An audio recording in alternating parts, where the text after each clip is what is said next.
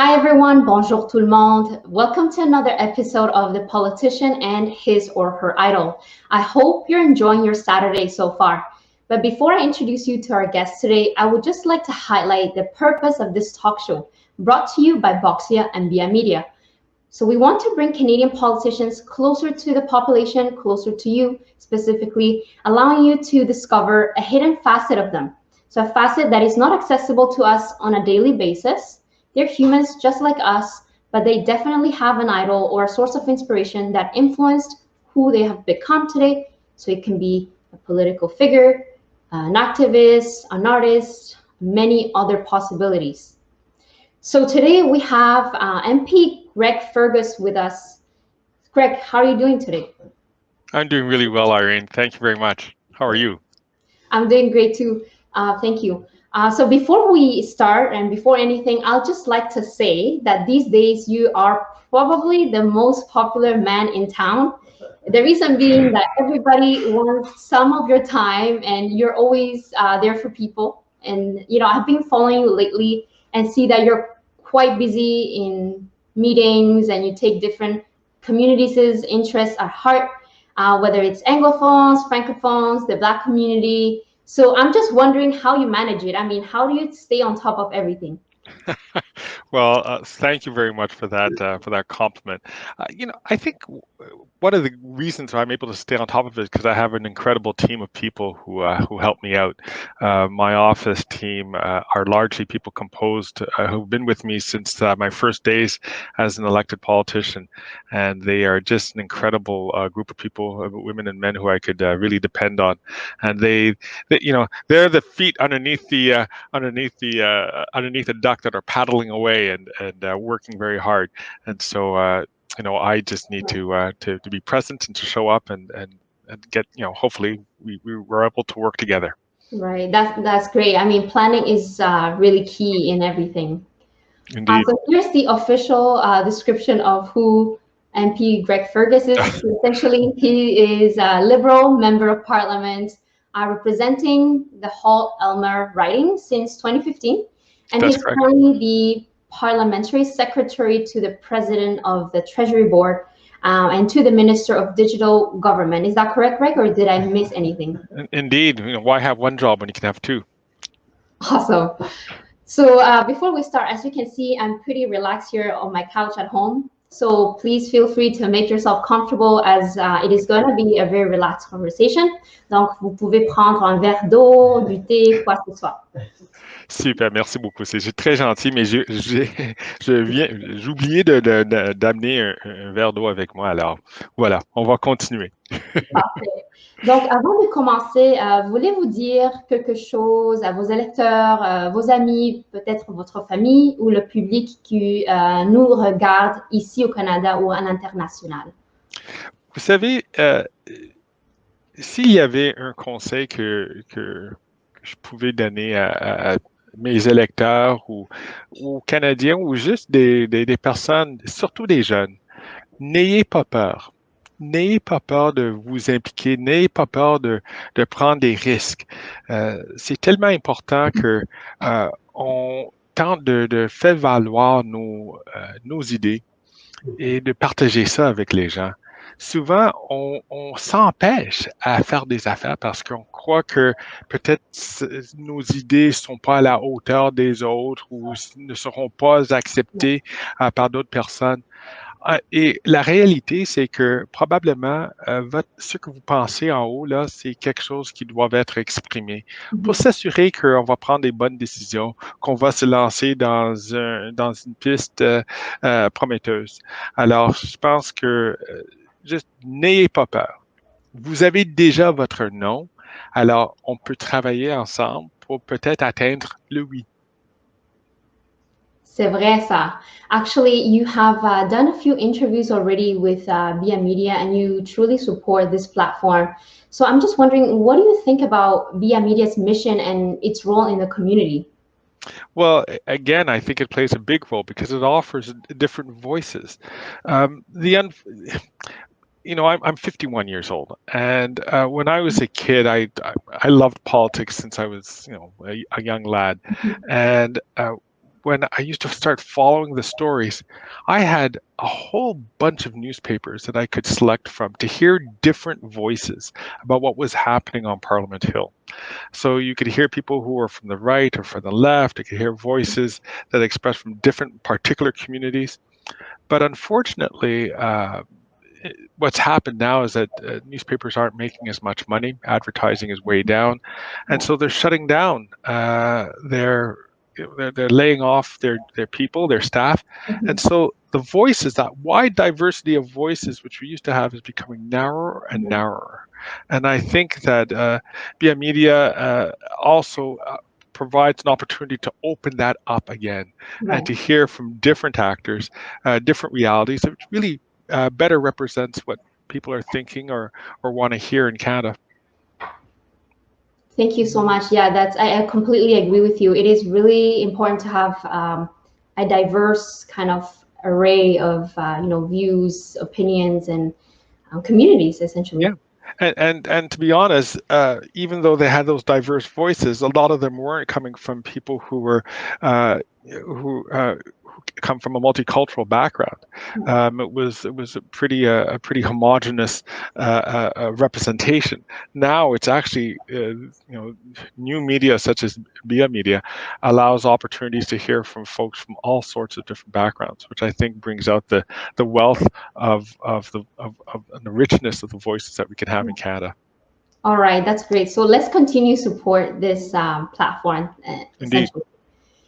So now it is time to find out Greg's idols or stories of inspiration. A person who actually influenced him and shaped who he is today. Greg, a little bird told me that you have more than one idol. So different people, that influenced you at different times. So will you be revealing all of them or focus on a few of them today? Look, I'm happy to, as conversation develops.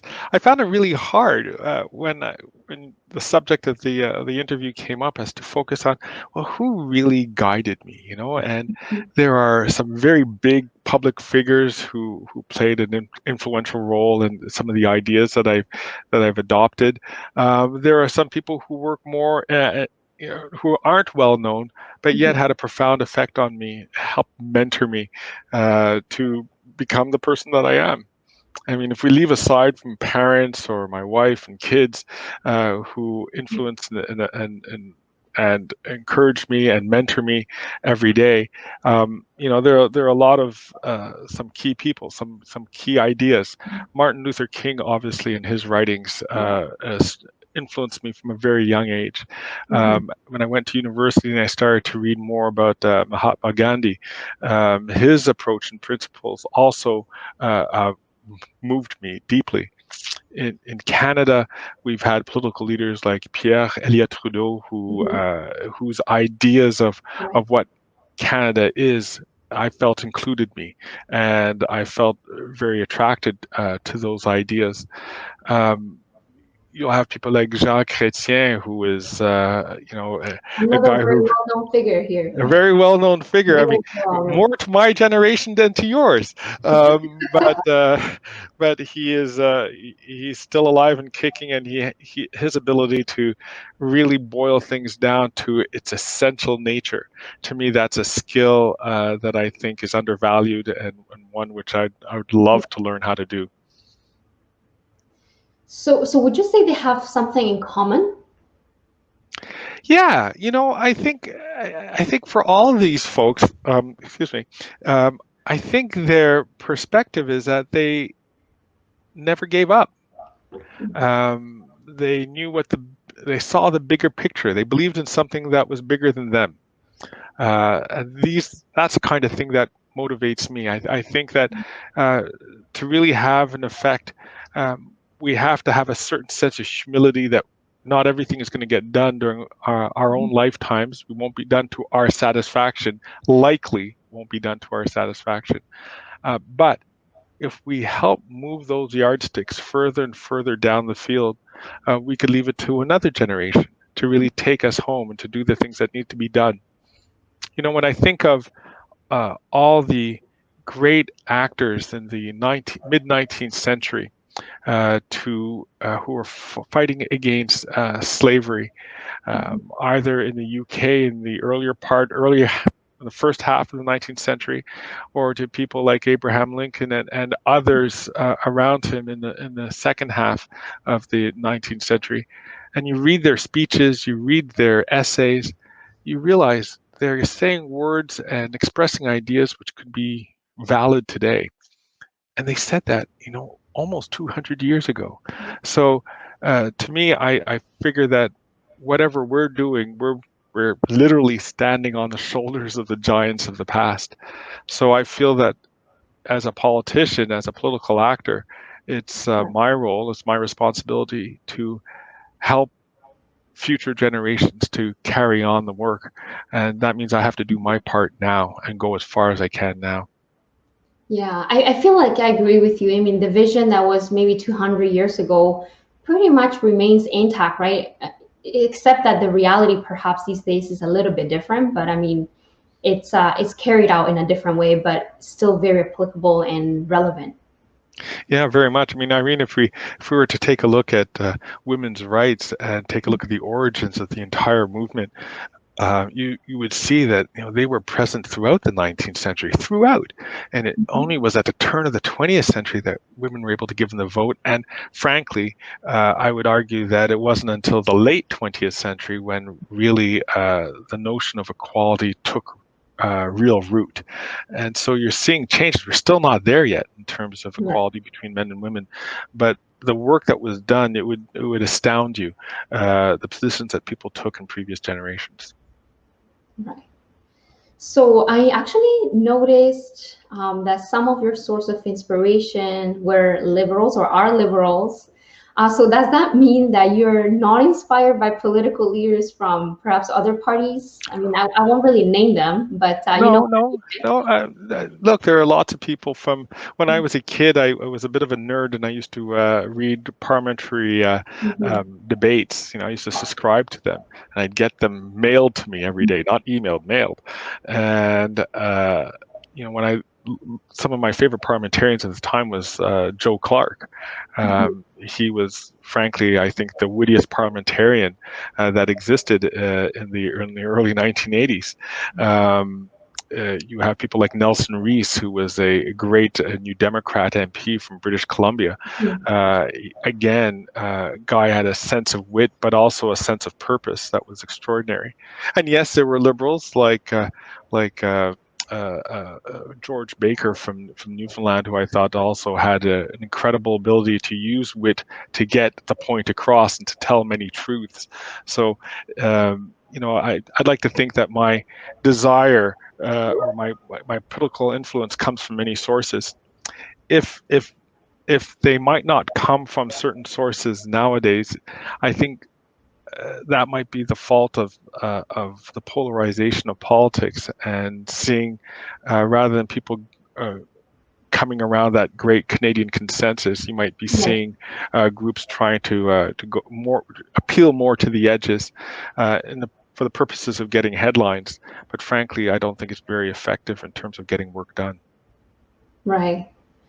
Thank you so much. Well, I guess that you're not really biased then in this case. We all I mean, those were the philosophies that appealed to me. So I can talk to anybody of any political influence.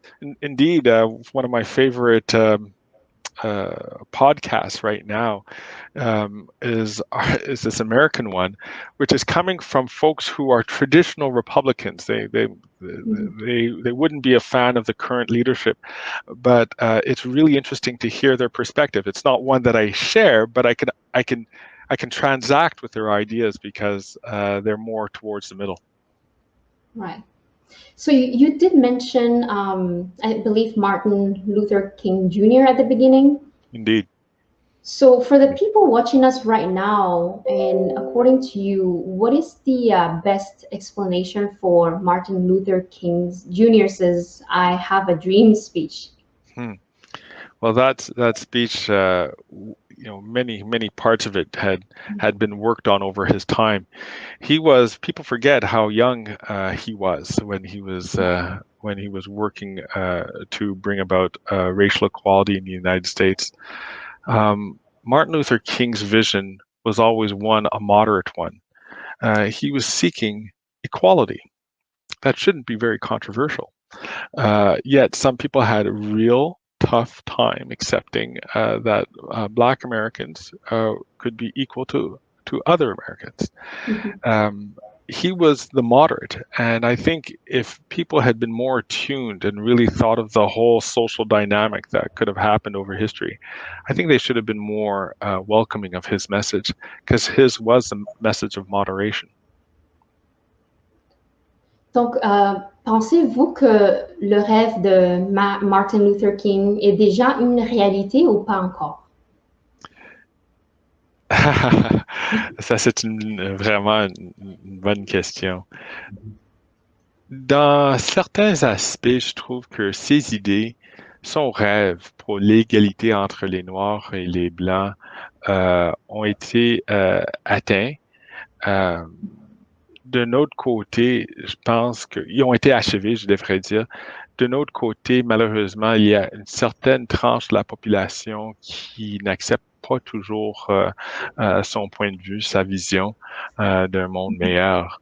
Vous savez, il y a toujours ces éléments, il y a toujours des éléments rétrogrades qui existent dans n'importe quelle ère d'un pays. La question, c'est quelles idées prennent primeur, quelles idées s'imposent sur un certain air. Et quand on a vu avec la présidence de Barack Obama, on pourrait dire que la vision de M. King était en train à se concrétiser. Et peut-être c'est difficile d'être un juge de les courants historiques qui existent. C'est toujours mieux de voir ça avec un peu de recul, mais malheureusement, on est en plein milieu de l'action, alors il faut agir selon bon nous semble à ce moment-ci. Moi, je suis convaincu que comme M. King a dit, il a dit ça en anglais, puis je vais tenter de faire une traduction libre, que l'arc de la justice, de l'univers moral est long, mais ça tend vers la justice. Alors, je pense que avec du temps, avec plus du temps qu'on côtoie les uns les autres, qu'on peut développer un monde meilleur où est-ce qu'on va traiter les gens comme des égaux. On va évaluer les gens sur le biais de leurs idées et pas de la couleur de leur peau. Oui, je suis complètement d'accord. Donc, avec les événements les plus récents maintenant, comment pensez-vous que Martin Luther King Jr. allait réagir à la mort si cruelle de George Floyd? Oh, ben, je pense qu'il aurait été scandalisé comme tout le monde. Il aurait profité de cette occasion de rappeler au monde qu'il y a un juste milieu. Et le juste milieu, c'est de traiter tous les gens, comme des égaux. Tous les gens avec respect et avec dignité. Et puis, on a vu clairement avec le cas de George Floyd que ce n'était pas le cas avec ces policiers-là. Et je pense que M. King aurait fait rappeler à tout le monde de garder le juste milieu là-dessus. Oui, mais je pense que ces paroles sont tellement nécessaires ces jours-ci. I completely agree. And actually, on a more positive note right now, is there an inspirational quote or phrase you remember any of your sources of inspiration saying in the past? Something memorable, perhaps, that you'd like to share with us and for us to retain? I think there are two. One, which was, I remember actually seeing it being said in the late in the early 1990s was Thurgood Marshall, who was a civil rights activist, lawyer, and eventual U.S. Supreme Court judge. And upon his retirement, he was asked by a journalist like you, what would you say about your legacy on the court? And without missing a beat, he said, "I did what I could with what I had." And I thought that was Mhm. really brilliant. And it reminded me of a second uh, quotation that's always that's always inspired me. And it was brought to me when I was reading Bob Ray's book, The Three Questions. And it was based on Rabbi Hillel, Mhm. who lived 600 years before Christ, during a time when the Jewish people were in real decline. And Rabbi Hillel had posed three important questions, which I think shouts across the millennia to us. The first one is about self-interest. And he says, if I'm not for me, who am I? So there's always it's always important to have some self-interest, to look out for what affects you immediately. Then the second question is, if I'm only for me, who am I? And again, that's if you're only about self-interest, Mhm. then really, what is your contribution to society? Because you can't be just for you. You have to think of others. And then the third question, which I think has really given me a great inspiration to always keep on going, it's if not now, when? And that is a call for action. And that Mhm. is a call for, against all odds, against what might be the likely results, the importance of taking action, so that maybe not again for during our times, but maybe for future generations, they can go even further than we did. Right. So we have to act upon things now, Yep. essentially. Yep.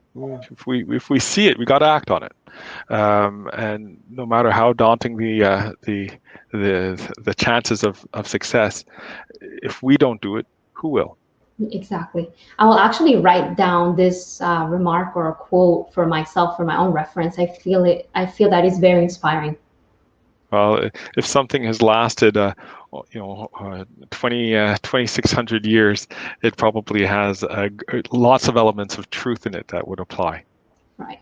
So for the audience who just tuned in right now, we are actually with MP Greg Fergus. He's speaking about his sources of inspiration, such as Martin Luther King Jr., um, Bob Ray, etc., etc. So are you ready to continue, Greg? Yes, absolutely. Awesome. So now, moving on, we will really like you to put on your hat as an MP or your MP hat momentarily. And I promise that it's not going to be as intense as in the House of Commons. So, as a Canadian politician, and according to you and the law and everything that we're seeing currently, what type of measures would best protect the visible minority groups? For example, the Black community, First Nations, etc. Yeah, that's a really good question. So I think the first thing is making sure that we we understand what's going on. And to get a really good portrait of what's going on, I think we do need to collect race-based data. Um, this has been collected in the past. It was used for very wrong reasons. I think there are a whole bunch of best practices why we could use them for the right reasons. If we want to change things, we need to measure them. In other words, you can't change what you can't measure. And Mhm. so, if we want to make sure uh, that the prosperity of our country is being felt by all its peoples, this is one good way of ensuring that you're capturing that and measuring it and seeing if it is. If you're introduce a economic policy that leaves behind indigenous peoples, then our economic policies aren't very good. We Mhm. need to make sure that everybody has an opportunity to rise up together. So that's why the importance of being able to measure, and that's what we call disaggregated data. So I think that would be the first thing. The Yeah. second thing um, that I would see that we would need to have is just making sure that everybody's being has some Mhm. access to economic justice, to physical and legal justice. Um, who are also being part of the administration of our governments, to making sure that our governments are reflective of the diversity of Canada all the way through, not just at the entry level, but all the way through. And then set some standards for that to happen in the private sector as well. That there's an expectation that our businesses will be as diverse as the great makeup of our country. I think when you do that kind of thing, you're not doing it just for moral reasons. You're doing it for some really good public policy reasons.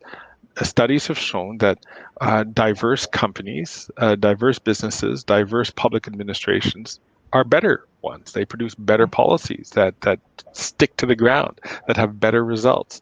That when an economic downturn comes, those companies tend to be the most resilient, the ones that survive. The companies that are not diverse, that tend to one side only or to one group only, don't survive over the medium and long terms. So that's the reason why it's not just a nice to do, but it actually produces better results, which is good for everybody. So I think with those kind of approaches, those kind of laws, I suppose, or practices that we put into place, we can create a better Canada. Completely agree. I was just wondering, just very quickly though, is there any additional measures that could be implemented or something that we can come up with? Are these measures enough currently? Well, they're not enough as they are now. They need to be strengthened.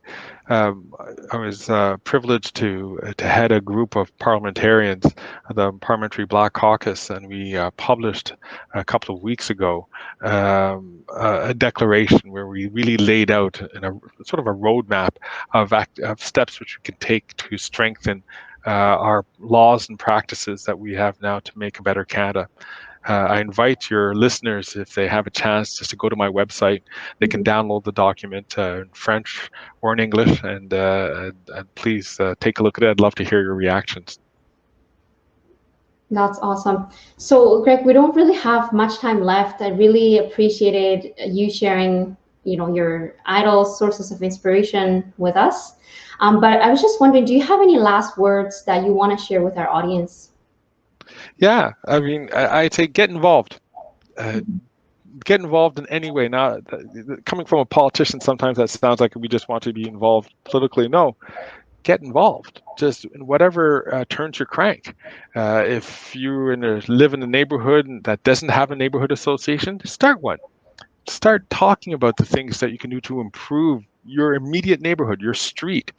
If you have kids in school, get involved with your schools to making sure that the school benefits from your experiences and your family's experiences. If you are part of a sports team, or if at work, you love to play soccer, and why not just invite a few friends to come out and play? Again, that involvement, that engagement, having some time together, really makes it humanizes everything, and it allows people to meet you, to learn about you, and you them. And I think that just creates a tighter and a better community. It's hard to dislike people or if you take a look at the other way, it's so easy to like people who you get to know. So give people the opportunity to get to know you, and give yourself the opportunity to get to know other people. So get involved, get involved. Basically, that's going to be our new motto. Excellent. That would be great. For sure. So I actually really like the beer that you're having. Is this a like COVID kind of pandemic beer? I haven't seen this beer in the past. I've never grown a beard in my life. I shouldn't say that. I did one time when I went back to school when I was like 29, 30, but it didn't last very long. And for the first time, I didn't need to go into the office. I was doing everything by phone, so I decided to grow a beard.